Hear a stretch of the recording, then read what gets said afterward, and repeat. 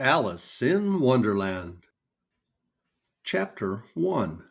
Down the Rabbit Hole. Alice was beginning to get very tired of sitting by her sister on the bank and of having nothing to do. Once or twice she had peeped into the book her sister was reading, but it had no pictures or conversations in it. And what is the use of a book, thought Alice, without pictures or conversation? So she was considering in her own mind, as well as she could, for the hot day made her feel very sleepy and stupid, whether the pleasure of making a daisy chain would be worth the trouble of getting up and picking the daisies, when suddenly a white rabbit with pink eyes ran close by her. There was nothing so very remarkable in that, nor did Alice think it so very much out of the way to hear the rabbit say to itself, oh dear, I shall be late." When she thought it over afterwards, it occurred to her that she ought to have wondered at this, but at the time it all seemed quite natural. But when the rabbit actually took a watch out of its waistcoat pocket and looked at it, and then hurried on, Alice started to her feet, for it flashed across her mind that she had never before seen a rabbit with either a waistcoat pocket or a watch to take out of it. And burning with curiosity, she ran across the field after it, and fortunately was just in time to see it pop down a large rabbit hole under the hedge. In another moment, down went Alice after it, never once considering how in the world she was to get out again.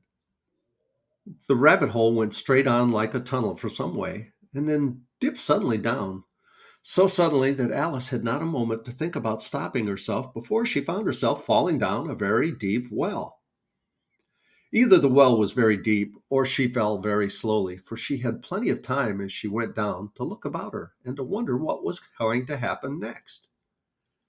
First, she tried to look down and to make out what she was coming to, but it was too dark to see anything. Then she looked at the sides of the well and noticed that they were filled with cupboards and bookshelves. Here and there she saw maps and pictures hung upon pegs. She took down a jar from one of the shelves as she passed. It was labeled orange marmalade, but to her great disappointment, it was empty. She did not like to drop the jar for fear of killing somebody, so managed to put it into one of the cupboards as she fell past it. Well, thought Alice to herself, after such a fall as this, I shall think nothing of tumbling downstairs. How brave they'll all think of me at home. Why, I wouldn't say anything about it, even if I fell off the top of the house, which was very likely true. Down, down, down. Would the fall never come to an end? I wonder how many miles I've fallen by this time, she said aloud. I must be getting somewhere near the center of the earth. Let me see. That would be 4,000 miles, I think.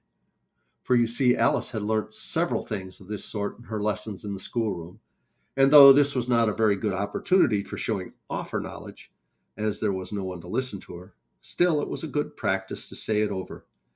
Yes, that's about the right distance.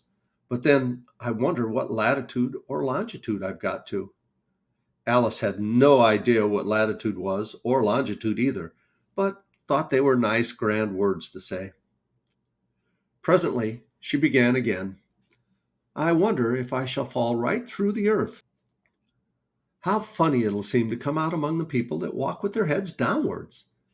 The antipathies, I think. She was rather glad there was no one listening this time. It didn't sound at all the right word.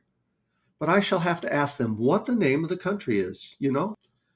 Please, ma'am, is this New Zealand or Australia? And she tried to curtsy as she spoke. Fancy curtsying as you're falling through the air. Do you think you could manage it? And what an ignorant little girl she'll think me for asking. No, it'll never do to ask. Perhaps I shall see it written up somewhere.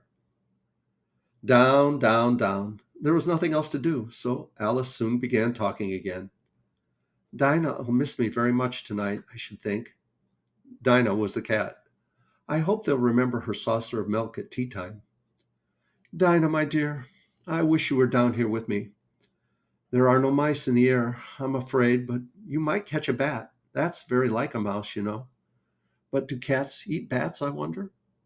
And here Alice began to get rather sleepy, and went on saying to herself in a dreamy sort of way, do cats eat bats? Do cats eat bats? And sometimes, do bats eat cats? For you see, as she couldn't answer either question, it didn't matter much which way she put it. She felt that she was dozing off and had just begun to dream that she was walking hand in hand with Dinah and saying to her very earnestly, "Now, Dinah, tell me the truth. Did you ever eat a bat?" When suddenly, thump, thump, down she came upon a heap of sticks and dry leaves, and the fall was over. Alice was not a bit hurt, and she jumped up on her feet in a moment. She looked up, but it was all dark overhead. Before her was another long passage, and the white rabbit was still in sight, hurrying down it.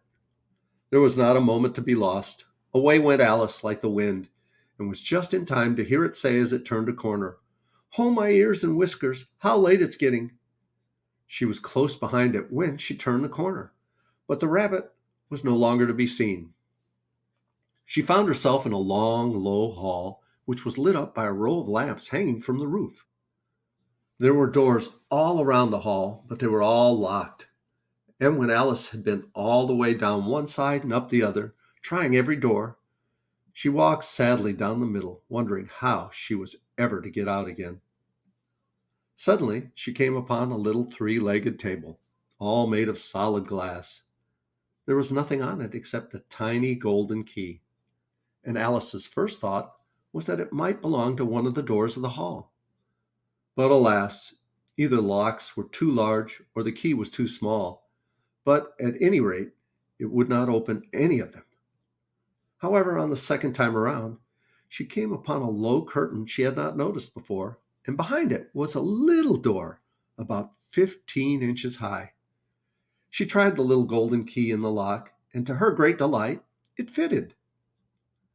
Alice opened the door and found that it led into a small passage, not much larger than a rat hole. She knelt down and looked along the passage into the loveliest garden you ever saw. How she longed to get out of that dark hall and wander about among those beds of bright flowers and those cool fountains. But she could not even get her head through the doorway. And even if my head would go through, thought poor Alice, it would be of very little use without my shoulders. Oh, how I wish I could shut up like a telescope. I think I could, if only I know how to begin. For you see, so many out of the way things had happened lately that Alice had begun to think that very few things indeed were really impossible. There seemed to be no use in waiting by the little door, so she went back to the table, half hoping that she might find another key on it, or at any rate, a book of rules for shutting people up like telescopes. This time she found a little bottle on it, which certainly was not there before, said Alice, and round the neck of the bottle was a paper label with the words, "Drink me," beautifully printed on it in large letters. It was all very well to say, "Drink me," but the wise little Alice was not going to do that in a hurry.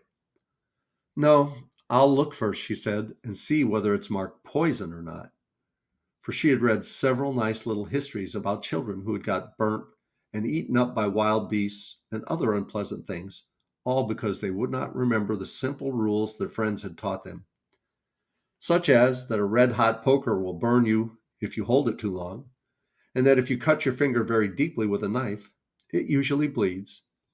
And she had never forgotten that if you drink much from a bottle marked poison, it is almost certain to disagree with you sooner or later.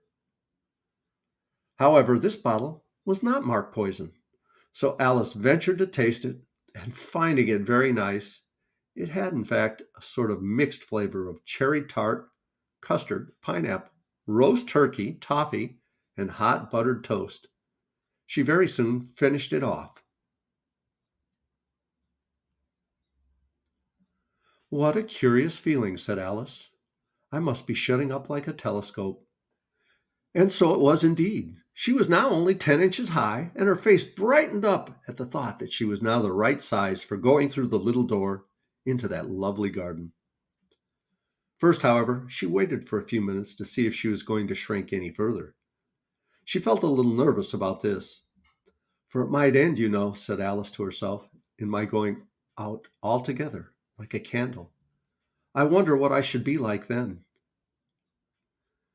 And she tried to fancy what the flame of a candle is like after the candle is blown out. for she could not remember ever having seen such a thing. After a while, finding that nothing more happened, she decided on going into the garden at once.